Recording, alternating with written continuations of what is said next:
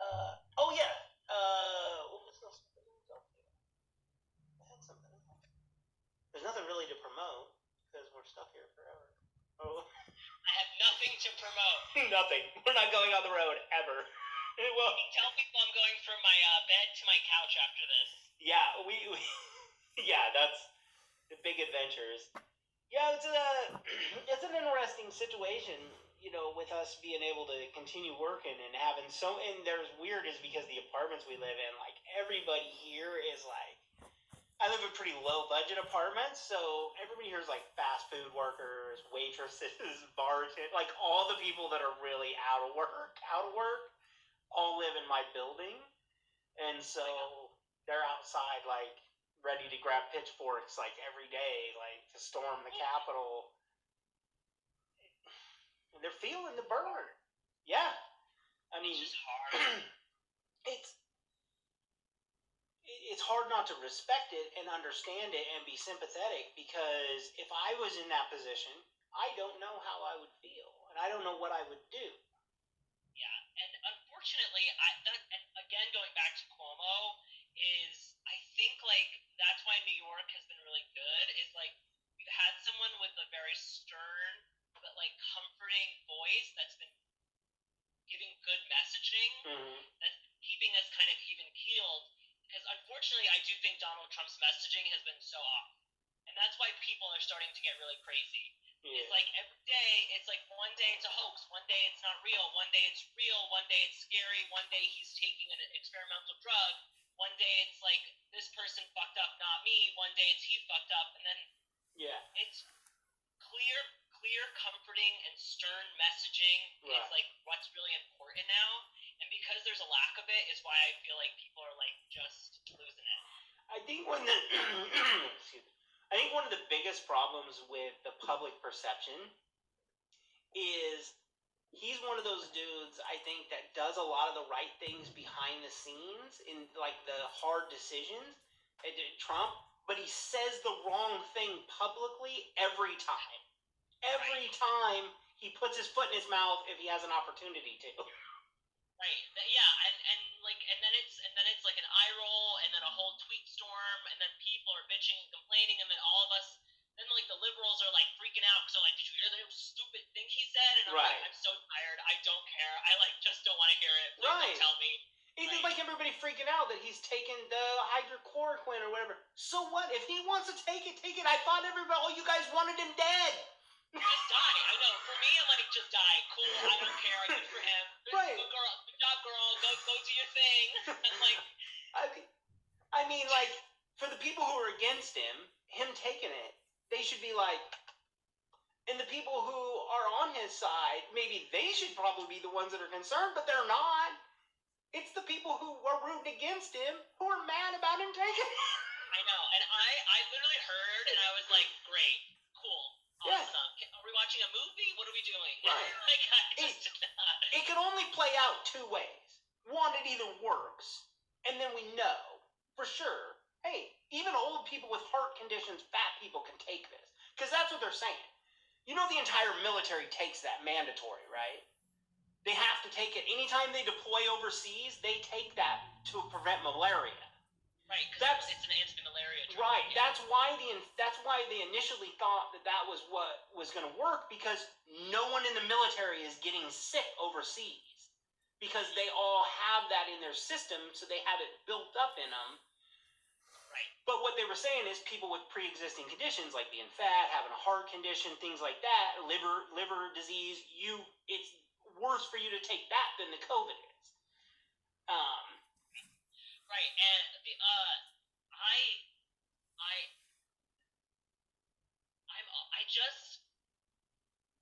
I don't know. I mean, it's like if he dies, the thing is like the people that are going out and like reopening and doing whatever they want. Part of me is like, I hope they all fucking get it so we can all just go back inside and treat this like a real thing. And the other part of me is like, I hope they're right, because if they're not right, then I'm like stuck inside even more. You know what I mean? Right. Right. And like I can deal with like 3 months of people being really smug about the fact that they were right, if that means like people are alive. Do you know what I mean? Like I'm like fine with it. Be smug, go ahead. Yep. I was wrong. It wasn't still here. Okay. Yeah. Yeah. Yeah. It's like I read a tweet today that was like, if you think the face mask is annoying, wait till the ventilator, and it's like that's true. Right. Like, it sucks. Right. But here's what the face mask thing is. It needs to be a choice, and it is a choice. The thing that I'll rail against, which is funny because I wear it because most of the restaurants require me to go in and pick up the food that I have one on, and I deliver mostly to elderly people, and so I put it on to make them feel more comfortable when I'm at their door dropping off their shit. I don't know if it's working or not, but it makes them feel okay, and they're the customer. So I wear it. When it becomes mandatory to wear it when you're not in a business, like on the street, that's when it seems weird, like a violation of your liberty, because if you want to wear it, wear it. If you don't, then you're going to get sick and die. Why fight them? It's natural selection. It's like the warning on the bleach bottle. Why risk it? Yeah, I know. Yeah, I agree with you. Yeah. Don't put that on there. If they're dumb enough to drink it, just let them. Don't tell them. Exactly. Yeah. Don't warn them. Right. You should know better by now. I do think though, if Trump changed his tune and started being like very stern and like comforting, oh my God, it would make such a difference. Just for mentality, that's all we need. It's like, I think that the issue would be is that immediately though the people who are going to be against him, no matter, because there's a certain group of people, a subset even within the liberals, who are going to, no matter what he does, are going to find wrong with it. The meme of if he cured cancer, people would be protesting that he's denying them their right to die from cancer. That there is a group of people who would be doing that. Oh no, 100%. Right. 100. I agree with you 100%. So my fear is that he steps in, he gets a little authoritarian, he tries to put people in line, especially his diehard followers, his extremists. If he tells them, listen, you guys listen to me. If you love me so much, you listen to me, you do what I'm telling you to do. If he does that, that subset that's going to hate him no matter what he do is immediately going to come out Nazi, dictator, authoritarian, we're turning into China, we're turning into North Korea. They're going to jump on that to exploit that. But that's what we need because people are stupid. Yeah, people are dumb. People are dumb, and like I know people are dumb because I went to the supermarket today and I saw people being dumb. You know, I saw someone literally with a cart looking straight ahead and just knocked into a pile of something. And I was like, dude, you were looking. What happened? Literally, what happened? Do you have eyesight? What's going on right now? Right. Like, if that person can't get it, and he was wearing a mask and gloves, it's like, if that person can't get it together, like, imagine. Right. What are these people without him doing? Yeah. Right. You know, and there's the big protest is like the stores demanding that you wear them. Oh, it's not a law. You can't make me wear it. The Constitution. No, it's a store can tell you no shirt, no shoes ain't a law either. But every store tells you got to have them bitches on or you can't come in. Right. Ain't nobody said nothing about that's been a rule since I was a kid, and it's not a law, but that's been a rule since I was a kid, and nobody bitched or whined about that.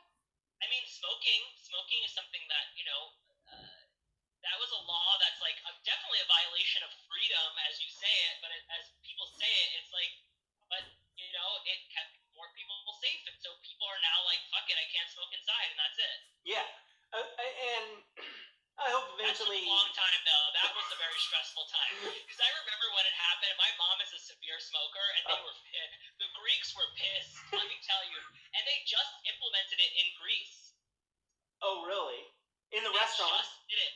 In Greece, they're like, no smoking in any clubs, or the bouzoukia, which is the, it's like a Greek party in the club. Okay. And people are pissed. Shit. Yeah, every time you ever hear comics talking about it, they always are talking about when the older comics, it's always like when it got took off of the planes. That's always like, I remember when we could smoke on planes. There's a place in Astoria in Queens that like still allows smoking like from certain hours. Oh, really? And it's like a big thing in with the Greeks to go to. Okay. out here we got these the hookah lounges, and you can go in there and smoke in the lounge. Cause that's, Oh yeah, you can do the same thing here. Yeah. oh, okay. And then Yeah, a lot of hookah. we have cigar shops where if you buy the cigar in there, then you can sit in there and smoke it in the shop. Weed is legal there, right? Yes. Yeah. Lucky bastard. Yeah, you can just go. There's more dispensaries than there is 7-Elevens. Oh my god, I remember I started smoking when I lived in LA. Yeah. And so I always had good shit, and it was always legal. Like I would always just go and like get my shit and like go home. And then I got back to New York, and I was like, how the fuck do I even get weed? What do I do? Like meet someone in a car? Like literally though, like most people like have dealers where they like meet someone, they get in their car, and they have to drive around the block. It's like so annoying. Right. Have you I ever just text my guy. Have you ever seen the Dave Chappelle show Half Baked? No. You should go back and check that Chappelle movie out. It was pretty early in his career. It's just about that. It's them three stoners who sit there and smoke weed in their apartment, and then Harlan Williams, he's one of the guys. He accidentally feeds a bunch of junk food to a police horse, and it dies, and so they put him in jail. And it's about It's one of my brother's favorite movies, so I just like parts of it, but not like the whole thing. That movie is awesome. The whole part about how they get weed delivered in New York, like you can call a guy that comes on the bike and he shows up at the door, or going to the bodega, but you got to show him your ass for him to remember who you are. It's like literally that though. Like I have to message someone on this like private messaging, a separate private messaging app where like the messages disappear after like 3 hours or something. Like a Snapchat? Yeah, it's like a Snapchat thing, and so you have to like can't say anything crazy. You have to just be like, I need an order, and then they like send you like a whole thing that you have to like fill out, and then fill it, and then you send it, and then they're like, okay, your order will be there in an hour. It's like so stressful. Oh wow! It's so stressful, but it's good weed. How expensive is it over there? It's honestly not bad because this guy for sure. Okay. Is not bad considering like because I was used to the LA prices, and it's a little bit more expensive, but it's comparable. How much you guys pay for like an 8 there? Or what do you usually get? How much do you pay for an 8? We would pay about $8 to $12. It's anywhere from $3 to $5 a gram for the low end, but you can pay up to like $20 a gram if you get the super good. Most is around $10 a gram, but you get a big deal if you start buying up. I think I can get an ounce for $60. That's not bad. It's not bad. No, that's about twice as much as it is here, but that's not bad. Okay, yeah, because LA was like still on that cusp of like medical to regular Right. to legalized, and so it was still pretty expensive, but like it's similar to that. Yeah. And then the second ounce is $40. Okay. Well, it's a lot seasonal here too because we grow a lot of the outdoor here. So lucky. from like late October to like February, it's so flooded that the price the bottom falls out because the black market is full of people who grew their own that are trying to get rid of their extra. So the price drops on the streets, but then the people in the dispensaries are also flooded because all their farms just cropped, so the price goes down. And then about February, it starts slowly climbing, and then it's the end of the summer, it's the very highest that it gets all year long. Oh, wow. Right. Oh, it's interesting. I didn't know that. Yeah, right before the fall crop, because in October, everybody starts taking down their outdoor, and you can grow significantly more outdoors than you can indoors. I mean, they're taking down fields, so, you know, it floods the market pretty good. It's pretty good. Right. I was thinking of growing outside because we have a little balcony, but I was like, I would fuck it up. Isn't it super illegal there? No, you can grow it. Oh, you can. Okay. It's decriminalized here, so you can grow it. You can grow it up to a certain amount, and you can use it, and you'll just get like a small fine. It's nothing crazy. Oh, okay. You won't go to like jail for it. That's way different than I didn't know you guys were decriminalized like that. We're very close. Like, I think I read an article today that Cuomo just had an interview where he was like, weed will be legalized by like 2020 or like soon. about a conspiracy theory. Well, not a conspiracy theory, but a plan, an opinion I had, and so far I'm on track for that, and it pairs into that. In 2017, I said, right before the 2020 election, Trump will legalize weed to try to swing the leftist, the black vote and the hippie vote over to his side. He'll legalize it nationwide, and he'll try to get those few people to get on. And it's interesting that you say that, because we're coming up to that time when I thought he was going to do it, and he's been mentioning it on the sides around. He's sprinkled it into conversations lately, and I'll tell you why. Because about at that time, he had the guy that was the attorney general for the federal prosecutors. He had that guy go on TV and make a statement to all of the attorney generals for each state, the federal prosecutors in each state, saying, you don't have to respect the state legalization laws. You can prosecute people for marijuana if you want to. He didn't say, do it. He just said, you can if you want to. You still have that power, right? Which was a trick, because he didn't actually say he was going to do anything. He just said it. So immediately he got all of those governors, California, Oregon, Washington, Colorado, he got them all to go on TV and do the big press conference, we're fighting for our marijuana. So he made them all go on TV and go pro-marijuana publicly, big time. Like they were going to big time oppose this. So now if he does it, his biggest opposition in the biggest liberal states are already on record for it. And they can't oppose him. Right. It was a sly move. If he does it, he planned this. This was a long-term sneak if he did it. It's a long con. Well, Cuomo has been very, very anti-marijuana. Yeah. So even today when I read that article, I was like, that is a big step for Cuomo. Well, okay, good. That's good. I think they still can't do UFC fights in New York. I don't know, actually. I'm not sure. I know that was like the last thing. Like, I don't think they've ever had any there, because I don't think their fight commission will sanction it. Oh, I had no idea. Yeah, I think that's one of the last places they can't go. And then the weed, of course, being illegal was a bummer. Well, the issue we're having now is that Massachusetts legalized it, and it's now affecting the tri-state area because Connecticut is very opposed to it.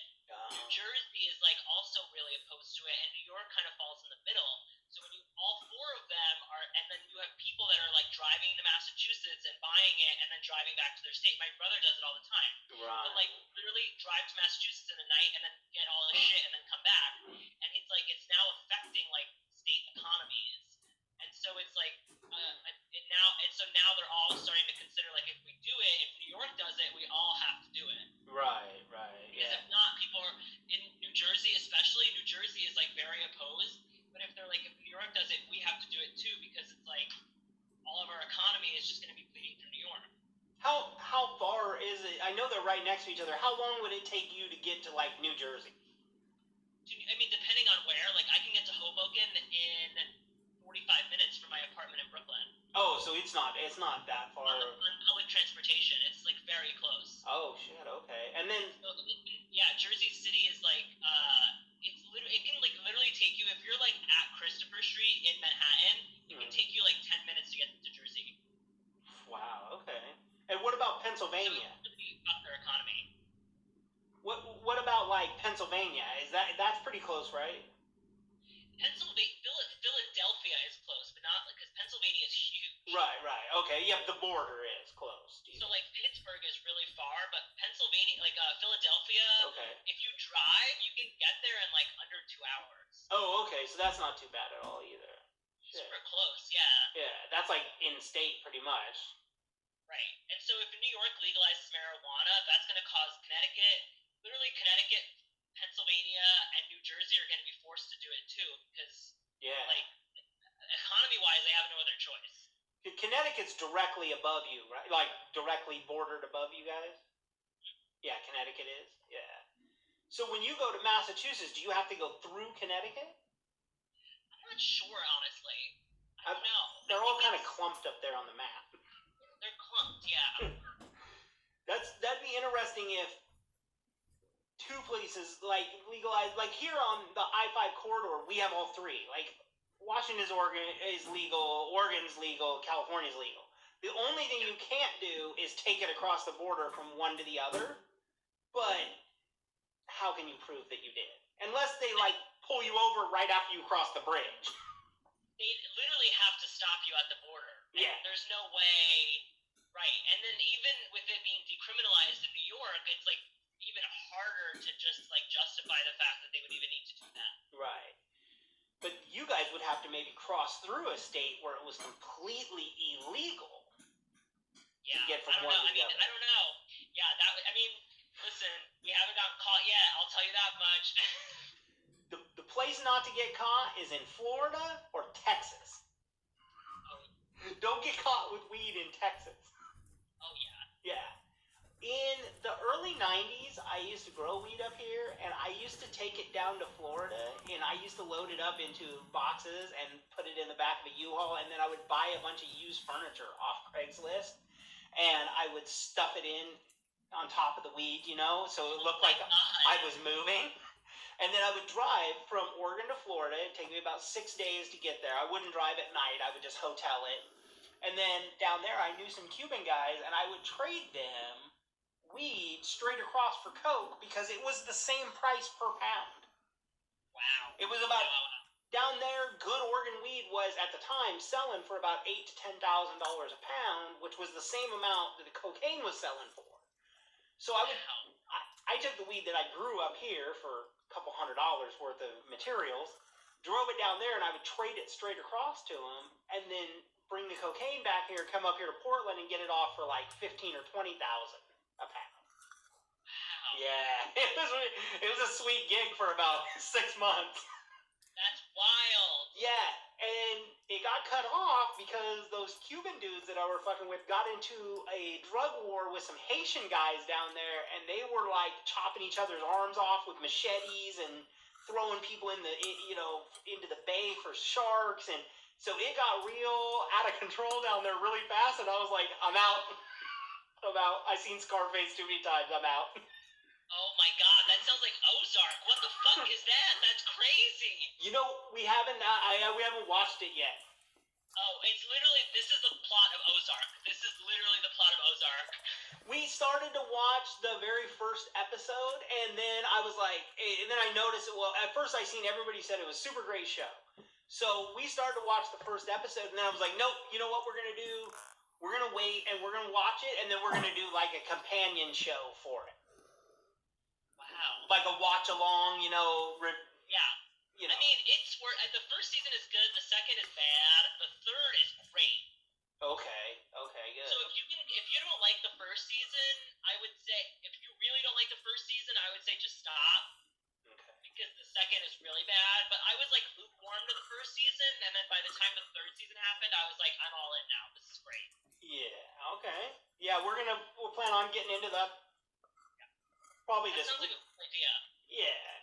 A lot of people are doing those shows now where they're picking one older show and they're, doing a companion because people are stuck at home. They got Netflix. There's nothing to do but binge. Yeah. I know Ari and Big J Okerson and them and Dan Soder are doing the one for 21 Jump Street. They're calling it 6th and Jump. Oh, that's cool. Yeah, and they're just all do Zoom and they watch the episode and get high and talk shit about it. Oh, I like that. Yeah. And I watch a lot of old sitcoms. I should do something like that. Yeah. If especially as long as it's one that's on Netflix or Amazon or something that's easily streamed, so people can get at it. Like I seen one about people are doing Friends, and Will and Grace has already took, so you can't do. Oh, I mean like 70s sitcoms. Oh. I mean like Mary Tyler Moore. I mean like okay. Those like All in the Family, like those types of shows. Hey, that would be awesome.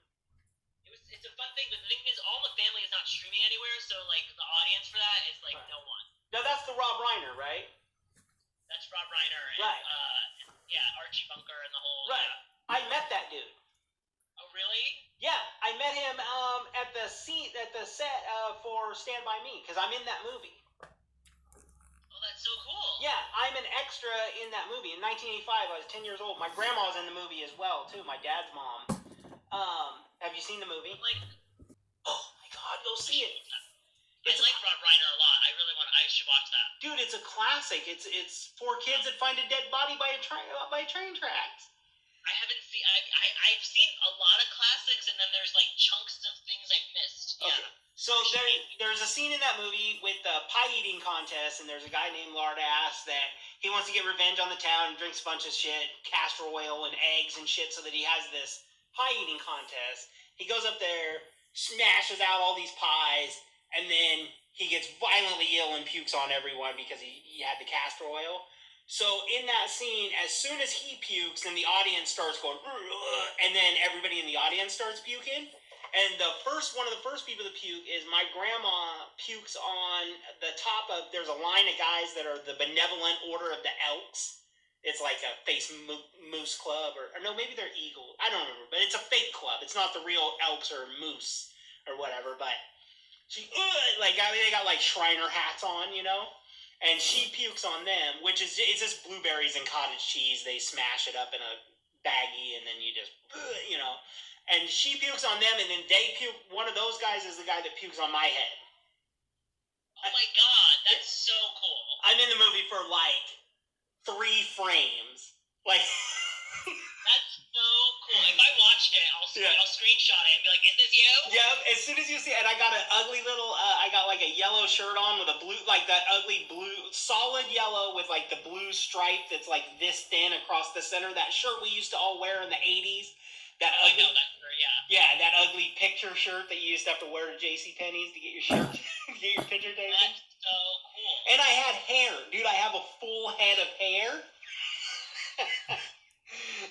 Yeah, if you have to stop it right before, and then you have to like reel it, and you can see me getting puked on, and then you reel it like 3 frames further, and you can see me running away from everything when everybody starts running. But other than that, that's my whole claim to fame for stardom. That's so cool.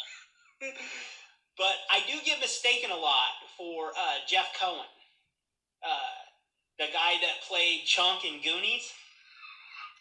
Really? Yeah. Okay, I'm gonna look him up. No, I don't get mistaken for how he looks now. People just think I'm that fat kid from Goonies that grew up. Oh my God, shut the fuck up. That's so mean. Oh, that's fucked up. Hey, that's the opening bit in my act. That's fucked up. I go out and I tell them, I was like, hey, I'm going to do a little psychic reading for you guys. I'm going to tell you I can read the crowd's mind right now. And everybody's like, okay. And I was like, right now, half the people in this room are wondering if I'm the fat kid from Goonies growing up. The other half of the crowd right now is thinking, God damn, the fat kid from the Goonies really let himself go. That's funny. That's how I open, and then I go into the joke. That's funny. Goonies was another movie that I was in as a stunt extra. No, I was a popular fat kid. When I was 10 years old, I was an extra for a lot of fat kids. That is ridiculous. I'm on the part when he jumps off of the boat. If you watch it real slow, you can see my ass crack as I dive off the boat. That's the only scene I made it in. Jesus Christ. I hope you have like a shelf in your apartment that's like, these are all the movies I was in when I was 10 and fat. They cut me out of every other scene that I was in that I had did for him. I did like 4 scenes where I did the stunt, like the sliding down the conveyor, the tube and all that, but they cut out my whole part of it. So there's only like one small part, like one thing when I'm diving forward off of the top of the boat right before he does the belly flop. He actually did the belly flop.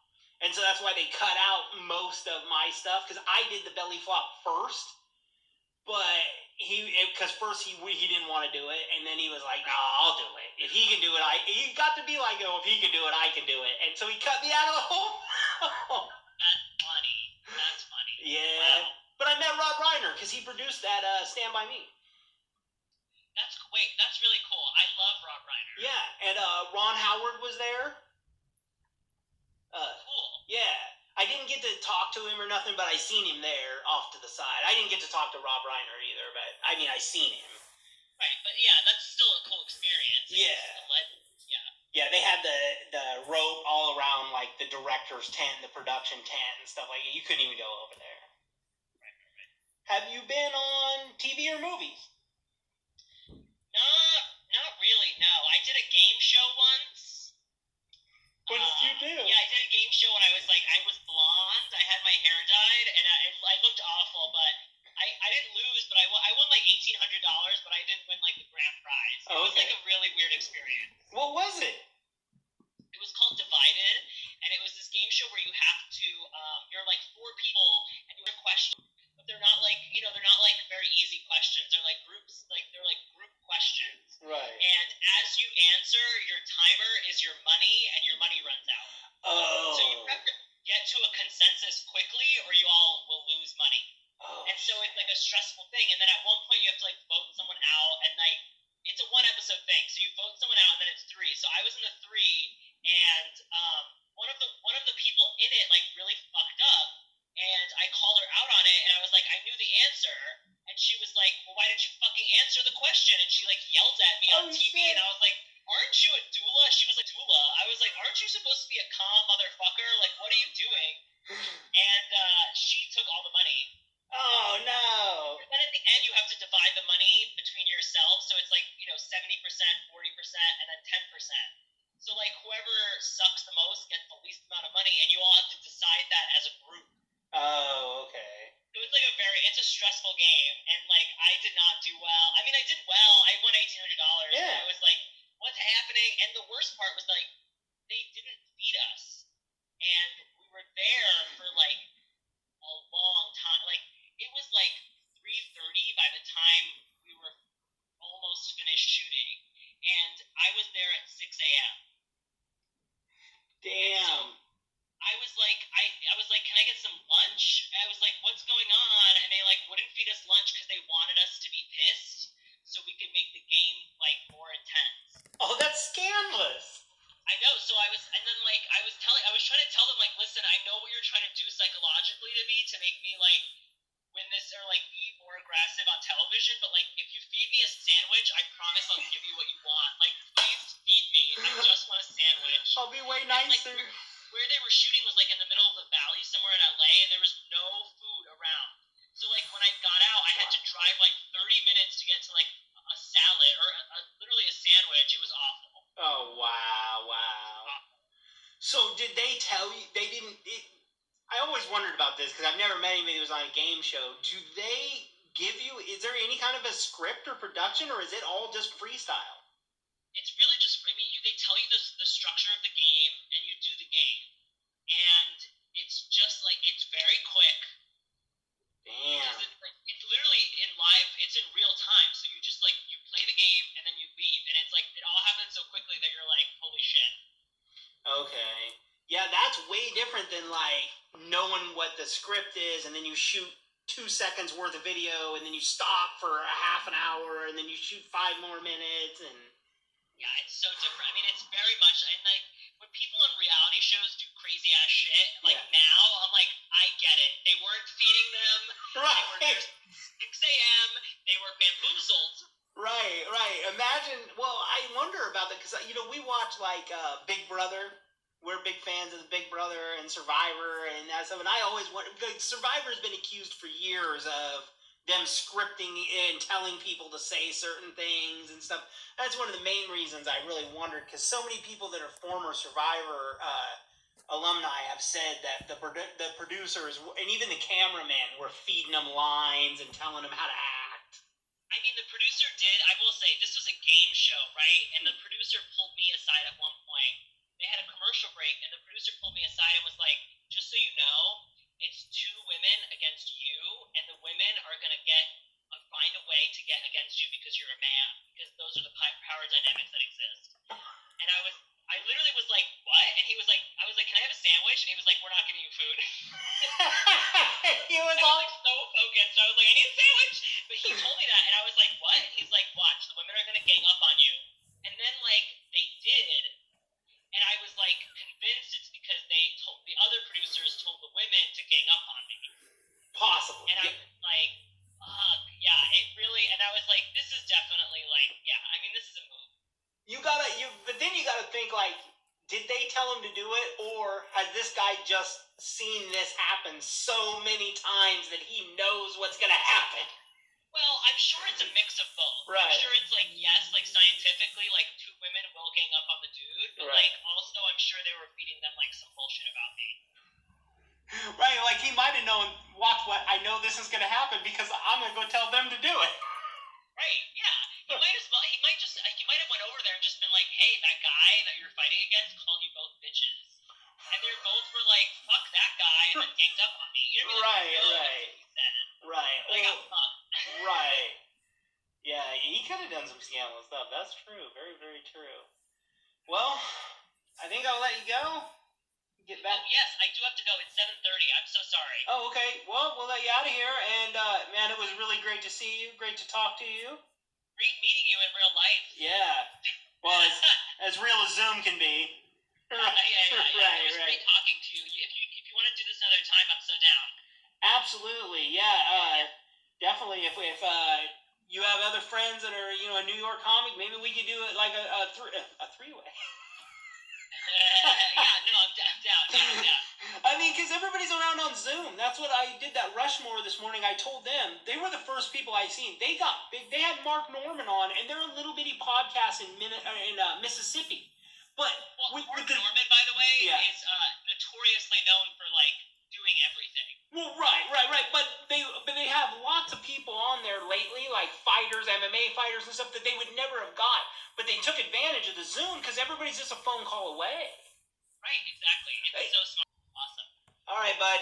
I will see you later. Great talking to you. I'll see you soon. Great talking. Stay safe, bud.